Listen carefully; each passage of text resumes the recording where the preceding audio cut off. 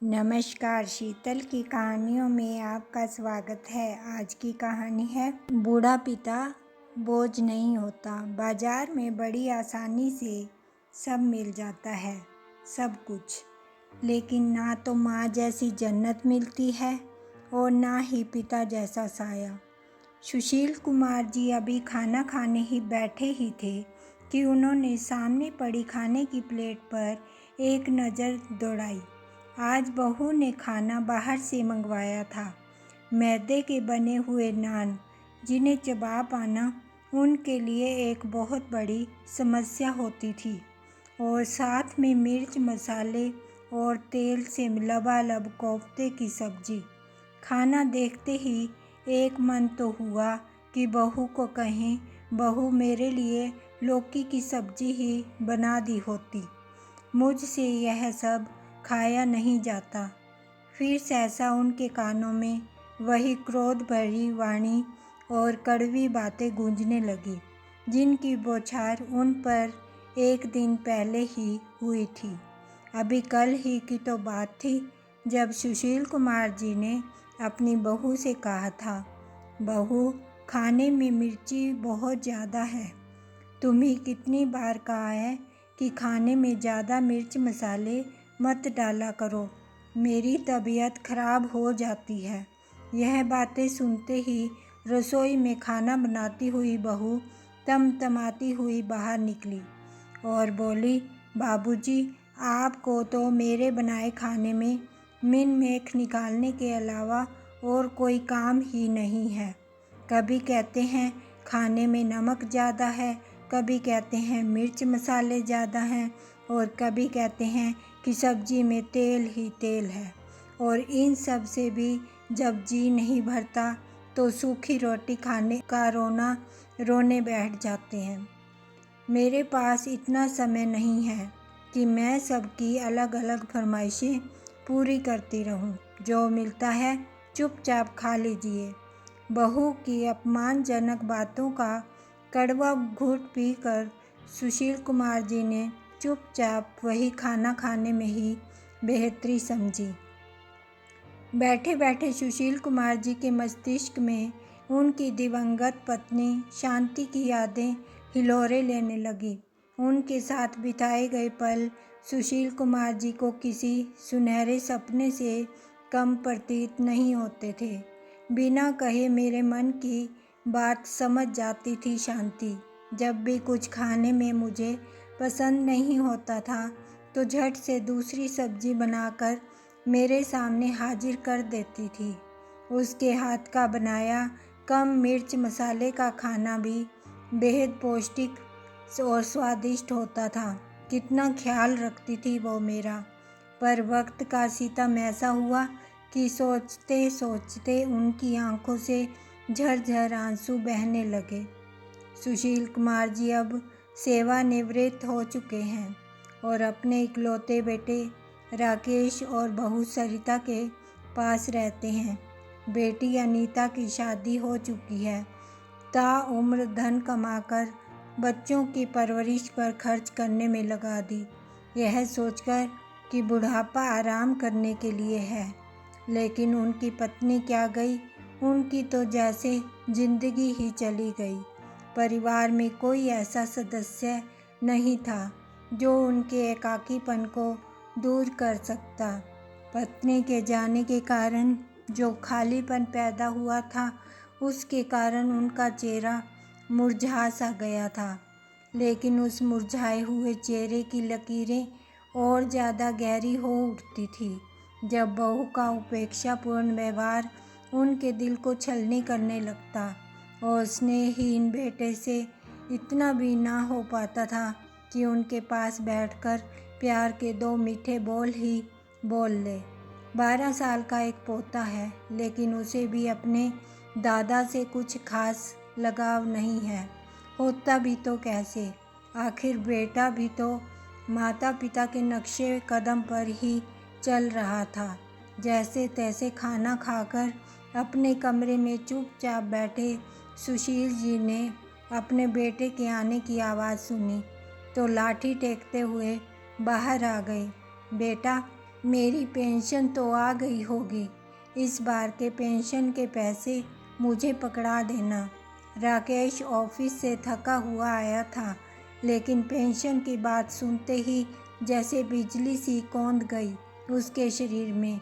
क्या बाबूजी हर महीने पेंशन की रट लगाए रखते हैं? हमने क्या कमी रखी है आपकी ज़रूरतें पूरी करने में, जो आपको पेंशन के पैसे की आवश्यकता पड़ गई? नहीं बेटा, वो मेरी तबीयत कुछ ठीक नहीं लग रही थी। सोचता हूँ डॉक्टर को दिखा कर आऊँ।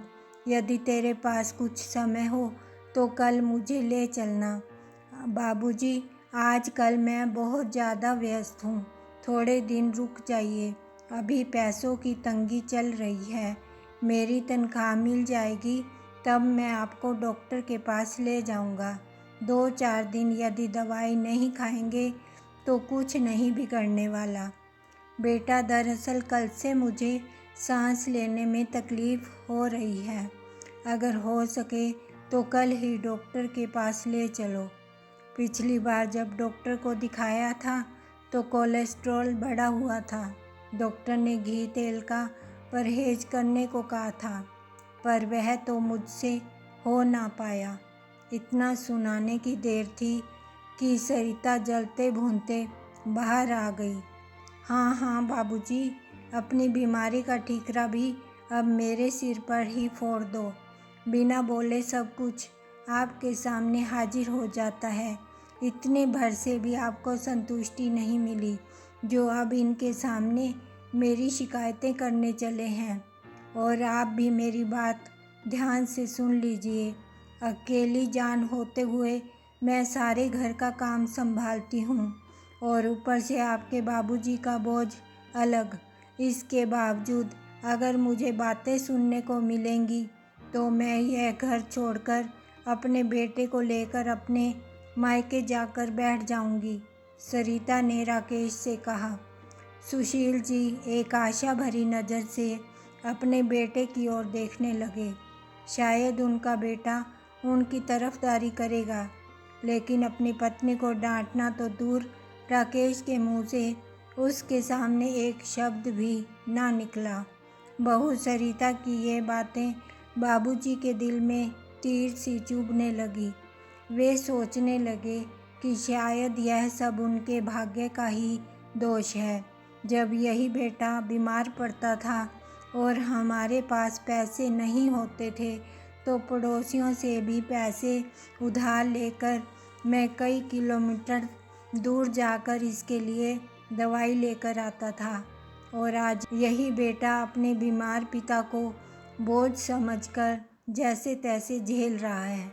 ये सोचते हुए वे उदास होकर अपने कमरे में चले गए। रात को सभी लोग सो गए, लेकिन उनकी आंखों में रत्ती भर भी नींद ना थी। अब यह रोज रोज का अपमान सहन नहीं होता। सोचते हुए उन्होंने कुछ फैसला कर लिया। अगले दिन जब बेटा राजेश सैर करके लौटा तो देखा बाबूजी एक हाथ में लाठी और दूसरे हाथ में अपना बैग लिए तैयार खड़े थे। यह क्या बाबूजी, कहीं जा रहे हैं आप? अपने बेटे के प्रश्न पर सुशील कुमार जी चेहरे पर गंभीरता लिए बोले, हाँ बेटा, मैंने तय कर लिया है। अपनी बची खुची ज़िंदगी मैं इज्जत के साथ जीना चाहता हूँ। अब इस बुढ़ापे को मैं बोझ बनकर नहीं काट सकता। मैं आज ही अनीता के घर जा रहा हूँ। लेकिन बाबूजी, वो तो गुस्से में सरिता ने यूं ही बोल दिया था। आपको भी मालूम है, यह तो उसकी आदत है। नहीं बेटा राकेश, मुझे लगता है कि मैं तुम दोनों के लिए ही बोझ हूँ, और वैसे भी मैं नहीं चाहता कि मेरे कारण बहू घर छोड़कर जाए और तुम्हारी गृहस्थी खराब हो जाए। मेरे बैंक की पासबुक और चेक बुक तुम्हारे पास होगी, वो मुझे दे दो ताकि मैं अपनी पेंशन के पैसे तो निकलवा सकूं। पेंशन की बात सुनकर राकेश हड़बड़ा गया और बाबूजी को फिर से मनाने लगा, परंतु राकेश के लाख मनाने पर भी सुशील कुमार जी नहीं माने। आखिर में थक हार कर राकेश को पिताजी की चेकबुक और पासबुक देनी पड़ी। अपने कमरे के दरवाजे में खड़ी सरिता अपने चेहरे पर मुस्कान के साथ सब कुछ देख रही थी और मन ही मन यह सोचकर राहत महसूस कर रही थी कि कुछ दिनों के लिए बाबूजी से छुटकारा मिला। उधर राकेश को बाबूजी के जाने से ज़्यादा इस बात का दुख था कि बाबूजी के जाने के साथ साथ उनकी पेंशन भी चली जाएगी। इस बात को जब 1 महीना बीत गया तो एक दिन सरिता के मायके से फ़ोन आया कि उसके भतीजे का जन्मदिन है, तो इस उपलक्ष्य में उन्होंने जागरण करवाने का सोचा है। सरिता के भाई ने कहा, सरिता, साथ समय बिताए हुए बहुत दिन हो गए हैं, तुम 2 दिन पहले ही आ जाना, साथ में बैठकर गपशप मारेंगे। सरिता ने बड़ी खुशी से सारी तैयारियां करनी शुरू कर दी, ये सोचते हुए कि अब तो बाबूजी का बोझ भी सिर पर नहीं है। सरिता और राकेश ने 2 दिन पहले जाने का प्रोग्राम बना लिया। एक टैक्सी करके सरिता और राकेश अपने बेटे के साथ उसके मायके जाने के लिए निकल पड़े। लेकिन सरिता को मन ही मन एक डर खाए जा रहा था। दरअसल सरिता के ससुर सुशील कुमार जी और सरिता के पिता के बचपन के दोस्त थे, तो सरिता को यह चिंता सता रही थी कि कहीं उसके पिता को इन सब बातों की भनक ना लग जाए और उसके मायके में उसकी बेइज्जती ना हो जाए। तब जब वे लोग घर पहुंचे तो उन्हें आया देखकर सभी लोग बहुत खुश हुए। सरिता के परिवार में उसके मम्मी पापा और उसके 2 बड़े भाई और भाभियां थीं। दोनों भाइयों का एक एक बेटा था। सरिता और राकेश माँ पिताजी से बातें करने लगे तो पिताजी ने कहा, 2 दिन पहले ही सुशील कुमार जी से मेरी बात हुई थी। ये सुनकर वे दोनों कुछ ठिठक गए। फिर सरिता ने चेहरे पर फीकी सी मुस्कान बिखेरते हुए कहा, अच्छा, क्या बात हुई थी बेटा? उनका हाल चाल जानने के लिए फ़ोन किया था उन्हें, तो उन्होंने बताया कि बच्चे उनकी दवाई से लेकर खाने पीने तक का पूरा ध्यान रखते हैं, तो अब सेहत सुधरने लगी है। सच बताऊं तो कलेजे को ठंडक पड़ गई ये बातें सुनकर। यह बात सुनते ही सरिता और राकेश एक दूसरे को देखने लगे। उनके चेहरे पर शर्मिंदगी के भाव आ गए। माँ पिताजी के साथ थोड़ी देर बात करके सरिता अपनी भाभियों से बातें करने के लिए रसोई घर में चली गई। दोनों भाभियाँ खाने की तैयारी करने में जुटी हुई थी, पर सरिता यह देखकर हैरान थी कि सब्जी 2 बर्तनों पर पकाई जा रही थी और खीर भी 2 अलग अलग पतीले में रखी हुई थी। यह देखकर सरिता ने बड़ी भाभी से पूछा कि एक ही सब्जी 2 बर्तनों में क्यों पकाई जा रही हैं और खीर भी अलग अलग बर्तनों में क्यों पड़ी है। तो भाभी ने कहा कि मम्मी पापा घी तेल की चीज़ों से परहेज करते हैं और उनकी उम्र को देखते हुए हम उनके लिए कम तेल मसाले की सब्ज़ी अलग से बना लेते हैं। और पिताजी को डायबिटीज़ की भी परेशानी है, तो इसलिए उनके लिए शुगर फ्री डालकर अलग से खीर बनाई है। अपनी भाभियों की यह बात सुनकर सरिता को बड़ी हैरानी हुई और बोली, लेकिन भाभी, आप इतना सब कुछ कैसे कर लेती हो? अरे इसमें क्या हुआ? हमारे बड़े बुजुर्गों का ध्यान हम नहीं रखेंगे तो कौन रखेगा? भाभी की बात सरिता के दिल को छू गई, लेकिन मन ही मन उसे अपने द्वारा अपने ससुर जी के लिए किया गया व्यवहार याद आने लगा। सोचने लगी, डायबिटीज़ के मरीज़ तो मेरे ससुर जी भी हैं, लेकिन हमसे कभी उनके लिए शुगर फ्री नहीं खरीदी गई।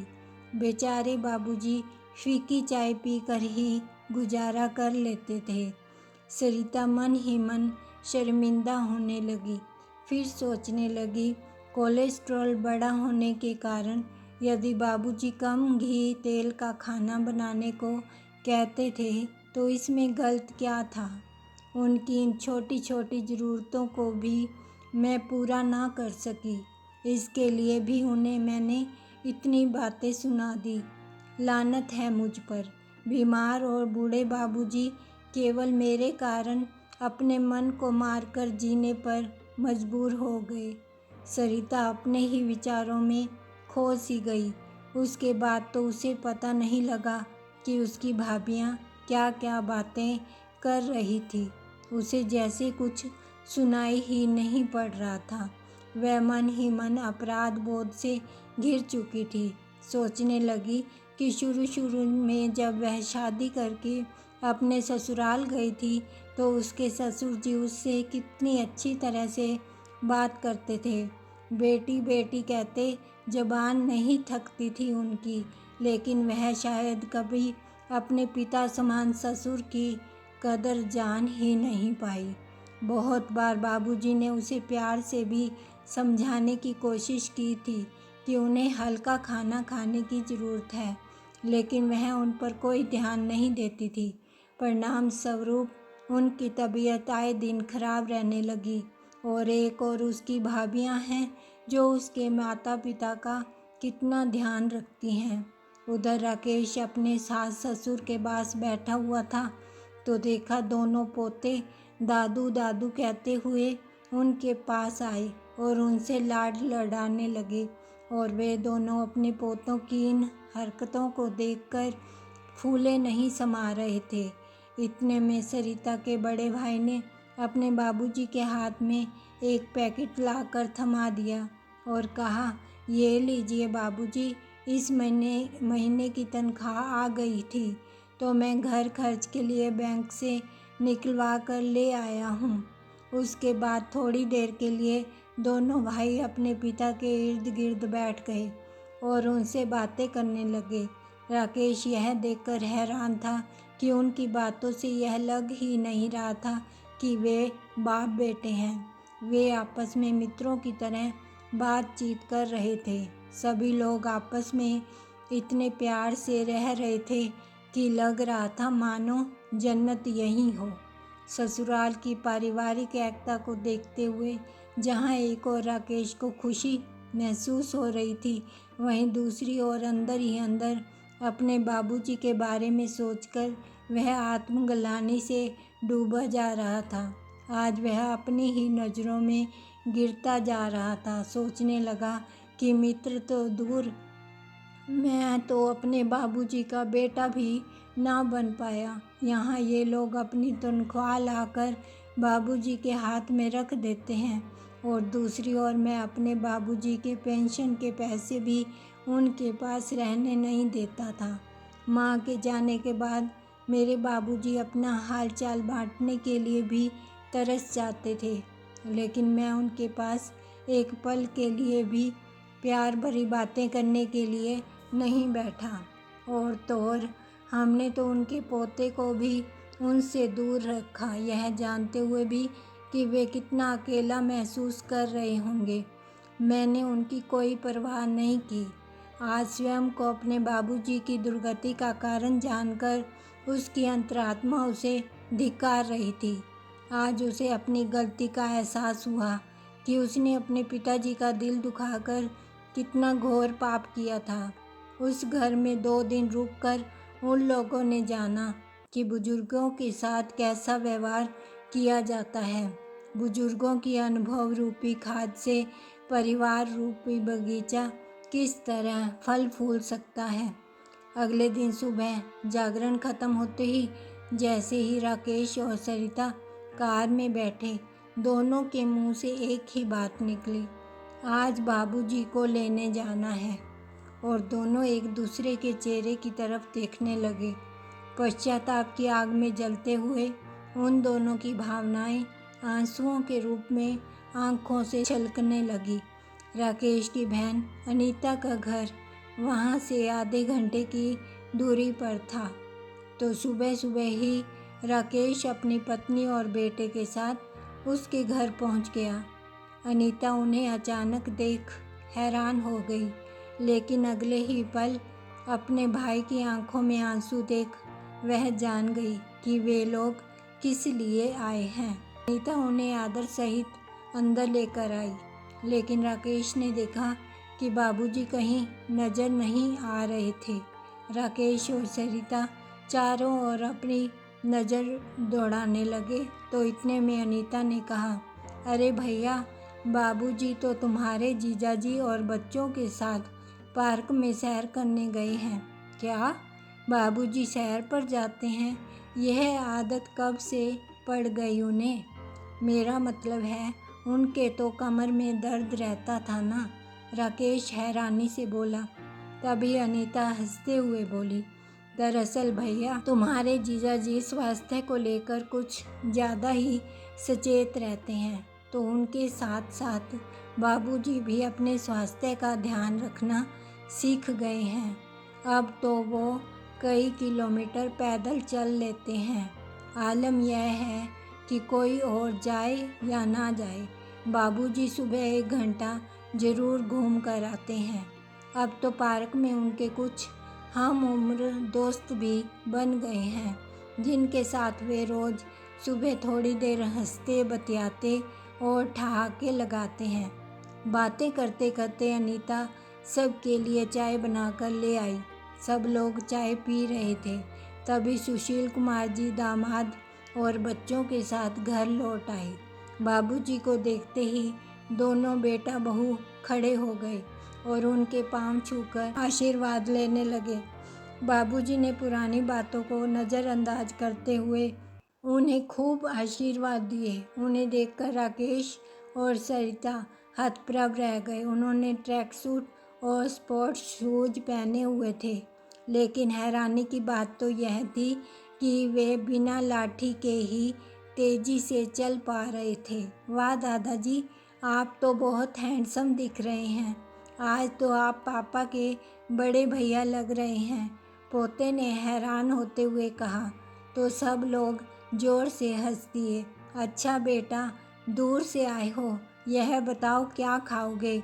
बाबूजी ने कहा। तो इतने में अनीता बोली, पिताजी, मैंने आलू की सब्जी बनाई है, उसके साथ पराठे बना लेती हूँ। तभी बाबूजी ने कहा, अनीता, आज तुम अपने भैया भाभी के पास बैठो, पराठे मैं बनाऊँगा। इतना कहने भर की देर थी कि राकेश अचानक खांसने लगा और बोला, क्या पराठे आप बनाएंगे? आपको तो चूल्हा भी जलाना नहीं आता। अरे बरखुरदार, तुम्हें क्या मालूम, पिछले कुछ दिनों से तुम्हारी बहन से कुकिंग सीख रहा हूँ मैं। तुम जाओ, फ्रेश हो जाओ, मैं 15 मिनट में पराठे तैयार किए देता हूँ। कहते हुए बाबूजी के चेहरे पर अलग सी चमक आ गई। भैया, आपको यकीन नहीं होगा कि पिताजी कद्दू, लौकी, मटर पनीर और भिंडी की सब्जी भी बनाना सीख गए हैं। आज बाबूजी ने उन्हें स्वादिष्ट पराठे बनाकर खिलाए और नाश्ते के बाद बढ़िया सी कड़क चाय भी बनाकर पिलाई। बाबूजी की चुस्ती फुर्ती को देखकर दोनों बेटे बहू अपने हैरानी को रोक नहीं पा रहे थे। उनके चेहरे पर आत्मविश्वास भरी चमक थी, जो बाबूजी माँ के गुजर जाने के बाद जीने की इच्छा ही खो चुके थे। आज उन्हीं बाबूजी में जीवन के प्रति नया उत्साह नज़र आ रहा था। पिताजी, हम सब लोग इतना खा चुके हैं कि अब लंच करने के लिए पेट में जगह नहीं है। आप अपना सामान पैक कीजिए, आज आप हमारे साथ घर वापस चल रहे हैं। अपने बेटे के मुंह से यह बात सुनकर बाबूजी, जो अभी तक चहकते हुए नजर आ रहे थे, अचानक गंभीर मुद्रा में आ गए और बोले, बेटा, मैं यहाँ से फ़िलहाल कहीं नहीं जाना चाहता। बाबूजी, आप अभी तक हमसे नाराज़ हैं क्या? राकेश ने पूछा। नहीं बेटा, मुझे तुमसे कोई गिला नहीं है, लेकिन मुझे यह भी मालूम है कि बहू सरिता को मेरी उपस्थिति कुछ ज़्यादा नहीं सुहाती। उस दिन जब झगड़ा करते हुए बहू ने घर छोड़कर मायके चले जाने की धमकी दी थी, तो मेरी आत्मा अंदर तक कांप गई थी। उस दिन मैंने यह तय कर लिया था कि घर में सुख शांति बनाए रखने के लिए अगर किसी को घर से जाना है तो मैं चला जाऊंगा, बहू नहीं। लेकिन बाबूजी, आपसे दूर रहकर हम जान चुके हैं कि बड़ों की उपस्थिति घर में कितनी महत्वपूर्ण होती है। अब से हम आपके साथ रहना चाहते हैं, राकेश ने कहा। तो उसका साथ देने सरिता भी आ गई। उसके चेहरे पर पश्चाताप के भाव थे और आंखों में आंसू, और हाथ जोड़ते हुए बोली, बाबूजी, मैं आपसे वादा करती हूँ कि घर छोड़ने की बात दोबारा मेरे मुंह से कभी नहीं निकलेगी। यह बात सुनकर सुशील कुमार जी कुछ सोच में पड़ गए। फिर बोले, एक बात मैं तुम दोनों से कहना चाहता हूँ। उस दिन बहू ने गुस्से में आकर मुझे बोझ बताया था। उस समय मेरे आत्मसम्मान को बहुत ठेस पहुँची थी और उसी दिन से मुझ में आत्मनिर्भर बनने की ललक पैदा हो गई। तुम्हारी उसी शिकायत को दूर करने के लिए मैंने घर का सारा काम करना सीख लिया है। खाना बनाने के साथ साथ डस्टिंग करना और कपड़े धोना भी सीख लिया है। अब मैं इस काबिल हो गया हूँ कि तुम्हारी घर के काम में मदद कर सकूँ। लेकिन बहू, एक बात हमेशा याद रखना कि एक बूढ़ा पिता बोझ नहीं होता। बाबूजी, अपने द्वारा किए गए व्यवहार के लिए मैं पहले ही बहुत शर्मिंदा हूँ। उसके लिए आप मुझे जो सज़ा देना चाहें मुझे मंजूर है, लेकिन हमारे साथ अपने घर वापस चलिए, यह मेरी आपसे विनम्र प्रार्थना है। रूंधे गले से कहती हुई सरिता फफक कर रो पड़ी और अपने ससुर जी के पैरों में गिर पड़ी। रो मत बेटा, गलती इंसान से ही होती है। मुझे मालूम है कि तुम दोनों को अपनी गलती का एहसास हो चुका है, इसलिए अब मैं चलने के लिए मना नहीं करूँगा। यह कहते हुए बाबूजी अपना सामान पैक करने लगे। शाम को वे सब लोग घर पहुँच गए। सरिता ने मन ही मन प्रतिज्ञा कर ली कि आगे से कभी भी बाबूजी को किसी तरह की शिकायत का मौका नहीं देगी।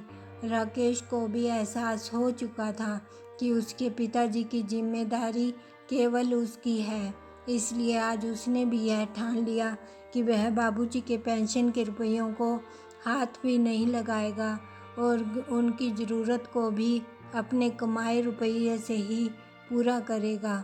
अगले दिन सुबह बाबूजी सैर करने के लिए पार्क जाने को तैयार हुए तो देखा उनका बेटा और पोता दोनों स्पोर्ट्स शूज़ पहने हुए हॉल में बैठे उनका इंतज़ार कर रहे थे। दादाजी, आज से हम भी आपके साथ सैर करने चलेंगे। पोते के मुंह से यह बात सुनते ही सुशील कुमार जी आज खुद को धन्य महसूस कर रहे थे। उनके चेहरे पर मुस्कान दौड़ गई और जोश दुगना हो गया। रसोई घर में आज पनीर की सब्ज़ी के साथ साथ लौकी की सब्ज़ी भी बन रही थी। आज घर में लड़ाई झगड़े की आवाज़ों के स्थान पर हंसी ठहाकों की आवाज़ें गूंज रही थी। क्या खूब कहा गया है, पिता की मौजूदगी सूरज की तरह होती है। सूरज गर्म जरूर होता है, लेकिन अगर ना हो तो अंधेरा छा जाता है। आपको यह कहानी कैसी लगी, प्लीज़ लाइक करें, कमेंट करें और सब्सक्राइब करना बिल्कुल मत भूलें। धन्यवाद।